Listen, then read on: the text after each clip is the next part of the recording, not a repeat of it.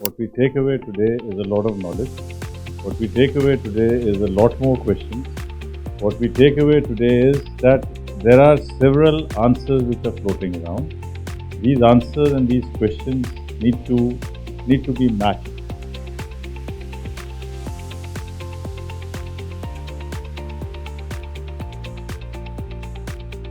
Little bit of the survey trivia. It's 6,615 marginal farmers, and it's a telephonic-based survey. That's what we do. We have a very large panel of phone numbers cut across 22 states in the country, and we do telephonic survey. It's part of the Pan India panel, which is maintained by an entity called Samodhi panel. The basic determinant was they had to be marginal farmers. For people who know or people who do not know, marginal farmers are people or farmers who have less than 1 hectare of land.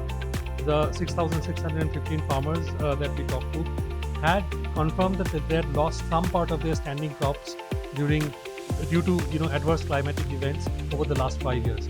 As a response strategies, we looked at whether they had to do any sort of change in their livelihood patterns away from agriculture, and then villages which were affected by adverse climatic conditions, 83% of those farmers say that they had to change their livelihood pattern is in villages which were not affected by adverse. So if we say that around 60% of the farmers anyway, very smallholder farmers, are doing other things other than agriculture, the change is actually much more stark in villages which has had an adverse climatic event. People seeking out part-time occupation outside of farming, that's around 42%. 37% had to go in for dairying and other activities, animal husbandry and livestock produce, augment that part of their income to compensate for the loss that they have faced during farming. In terms of adaptation strategies, we looked at a lot of things. I'll just present a few. First of all, which we looked at marginal farmers and their presence in the FPO, FPC for producer group, the PACS landscape, cooperative landscape, and 69% of the marginal farmers had membership in these, and the membership had brought them multiple benefits. 83% of the marginal farmers are actually now part of the PM Kisan Samman Nidhi and have received money, but PM VFI coverage among this is very low. It's just still 35%, or 1 in 3. Accessing technical advice, this was another thing in extension services. Very large, 72%, we were surprised to find that 72% did say that they access technical advice and extension services. But if you look at where they are accessing from, it is not very formal sources. It is either they are accessing from other progressive farmers or other farmers, their peers or their elders, or they are actually accessing from input. Are we trying to keep people in agriculture rather than looking at it from the perspective that agriculture may not be as viable as it could have been to really sustain people in life, sustainable livelihood and income and jobs? Are they being kept there because we are not yet clear about whether we have a way forward with people moving? With the structural changing in the economy, people have to move out of agriculture to go somewhere. So what is that shift? How do we make agriculture risk free? De-risking agriculture. And the second major issue that we always keep grappling is how do you make agriculture remunerative so that the farm income levels are able to sustain the farmers' livelihoods. Now these are the two issues. If you see, we have about a workforce of 6 lakh extension workers, frontline extension workers, and we have about 13 and a half crore, farmers. So I don't think so that 6 lakh extension workers would be able to, adequately meet the requirements of farmers and with changing demands. So digital extension is probably the way forward that we have recognized, and we are building a digital extension DPI, like your UPI or Digi Yatra. All these things are digital initiatives which are for the public, welfare. So this we have named it as Vistar, which is virtually integrated systems to access agriculture resources. So what we do here is to not build anything new, but leverage all those systems which are already there. Digital delivery of extension services at the doorsteps of the farmer. That is the prime focus, and we are building this DPA for it. The self-help group women who are being trained as para extension workers, we are providing a lot of training on natural farming, soil health and other aspects. These are going to have a profound influence on how we do agriculture in the days to come. Most of our agricultural research is on, wheat, rice, etc. But fodder, is there any way in which we can increase yields of fodder? Our fodder, like say your fodder hybrids. The way to help out the marginal farmer, I think, is to first of all acknowledge that he has one big asset which others don't have, which is labor. Okay, and land you cannot increase, but you can definitely provide him capital, and you can provide him market. Okay, and he can grow, and he should do high value agriculture, which is basically animal agriculture. Given the first opportunity, a person would want to quit agriculture, especially a marginal farmer, because there is, as things stand, no bright future. Most of them are now dependent on an additional income, whether it's a chowkidari job, it's a driver's job, or it's some other job. Land cannot be increased. We cannot increase the land availability. We can certainly increase the capital. We can certainly increase the skills sets available for the farmer. We can certainly ensure that the skill sets to women farmers go up. We can certainly ensure that technologies and the tools which are available to women, they become more conducive. We can certainly ensure that market linkages take place.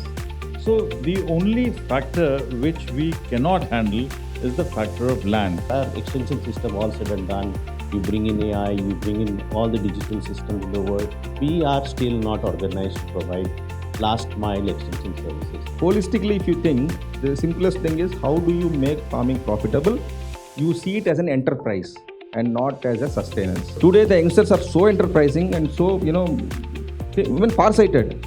We should use that power for developing our country as a whole, not just agriculture. The old model, of farmers going and farm labor going to industry is not going to work. A country like India, we should examine more of diversification within agriculture. So that means you create jobs linked to agriculture, but not on the farm, but outside the farm. We are producing a lot of raw produce. Right? India is about 350 million tons, 330 million tons. I know all bogus figures, but anyway. But the fact is, we are not adding value to it, and adding value to it will be the next huge job generator, including for the marginal farmer. The one thing which I wanted to share with you is that most farmers in this country today are marginal. Most farmers in the country today are marginal, and that's what our report highlights. So what our report highlights is to bring out some of those aspects which are normally buried in several statistics, in several data. So I would urge you all to go through this report.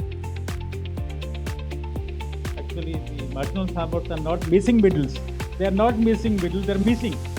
So Passing Gifts is a wholly owned subsidiary of Paper International, and we have been operating in India since 1955, and we work with marginalized farmers and particularly women farmers to help him come out of this climate, impact, etc., is to diversify income and move into other forms of income, not just agriculture income, but also income from animal production. So we at Paper and Passing Gifts provide technical training on animal management, and also provide options of diversifying income to increase the resilience of farmers by concentrating on value chains like poultry, goat, and also on regenerative agriculture practices like organic farming, looking at zero tillage, etc. And we have a term that we use, and we say we develop a cadre of community agro-vet entrepreneurs whose role is to provide better animal management practices and animal healthcare practices at the grassroots level, where the extension workers are also not able to reach. Farming is a losing enterprise, which is no longer going to help people improve their lives. It's important for a lot of other reasons, but it's not going to help them make a better life. If I pick up the data from the top, why 5 value chains?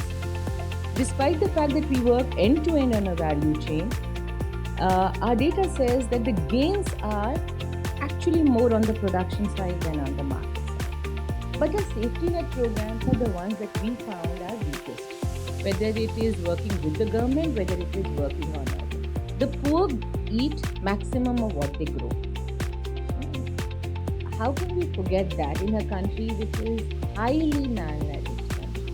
So to say, and I say it myself, that I agree crop agriculture is not remunerative. Now at Syngenta Foundation, we run this agri-entrepreneurship program where we carefully select unemployed rural youth who are just 10th pass basically, and then train them in agronomy and entrepreneurship, etc., and do handholding for a period of 2 years through a agri-entrepreneur mentor, as we call, who is at least a graduate in agriculture, who is our employee, and he does that handholding support for a cohort of about 40 entrepreneurs for a period of 2 years till they are fully established in their business. We adopted one village in Wardha district, 158 farmers, and we are converting into a model climate smart village. We do realize that more than 30% of the land in the country has degraded. It's more than 90 million hectares, which is degraded to an extent that soil organic carbon is in the range of 0.2 to 0.3, while it should be between 1 to 1.5. We found that almost without exception, every farmer saved more than 10% of his fertilizer cost. What was surprising for me was there are certain sort of challenges that came out in the report. Continues to be the challenges since 2005. That's at least the time I have been starting to reading some of these reports. Huge knowledge base is there. The challenge is to convert this knowledge into something palpable for the farmer, which is really local in the farm. To ensure food and nutrition security is a larger question. We are currently talking about how can we really help farmers better adapt to climate change by adopting sustainable practices. But various studies that we have done and various other agencies have done have shown that these sustainable measures also have mitigation potentials. It is important to set up models. And these models cannot be set up without providing a risk coverage to the small and marginal farmers. And the speed with which we have dismantled the farmer interest groups, I don't think it's going to, we are going to have very strong FPOs if we are going to not pay attention to the farmer interest groups, which are primary groups. Last point which I'd like to add is importance of gender disaggregated data. The common feature in villages which have done well in this is the social cooperation. For the marginal farmers, we don't have to look at mass production, but we have to have a lens of production by masses. It is important to understand that those who are not causing climate change are facing it, and they are experiencing it but not able to decipher it. Don't miss on this quadrilateral of interlinkages: agriculture, soil or land, water. As a startup, we invest in training these farmers to understand and come out of the nuances of being affected by climate change. But I think very clearly understanding that corporates also have a strategy, right? And business strategy needs to align with ESG today, needs to align with what is the impact that we want for the farmers. So any company which is working for the farmers is working for the benefit of the farmers also. So जो water use efficiency की जब हम बात करते हैं, because you are teaching farmers better practices. So yield also, better practices will give you a better yield. So in 10 years, the figure that we have is that, about 15% the yield has improved. Our overall, when I talk about farmer number, is 2.25 lakh farmers. As we reach out to farmers as our partners, and we talk about connectivity, that's what we do. I represent the Food and Agriculture Organization, Cargill, and we have 159 years of experience of working with farmers across the world. And that's what we have learned. It is extremely critical to meet the farmers where they are. One of the things that I often struggle with as somebody who anchors the work around the philanthropy and the sustainability piece in the organization is, what is the exit point of grant funding? I do not have an answer to that. I'm just putting it across to everybody on the table to figure that out. Because the individual members of the FPO do not earn very much, it does not mean that they do not need to have a professional manager. That professional support is required for FPO. Professional support is required for cooperatives. Look at the turnover. The turnover is very vast, but each individual member may not be earning very well. Farming as a service, I think that's something that is really taking off, right? So as startups, as private sector, many private sector companies today are investing in farming as a service. What you end up doing is in pieces. But if you end up thinking in pieces, you will always end up with piece results. And that's simply said, easier said than done, but it's not impossible. And it is doable. And that is all that I can say on this topic in limited time. But I would keep repeating it, I think, till I drop off.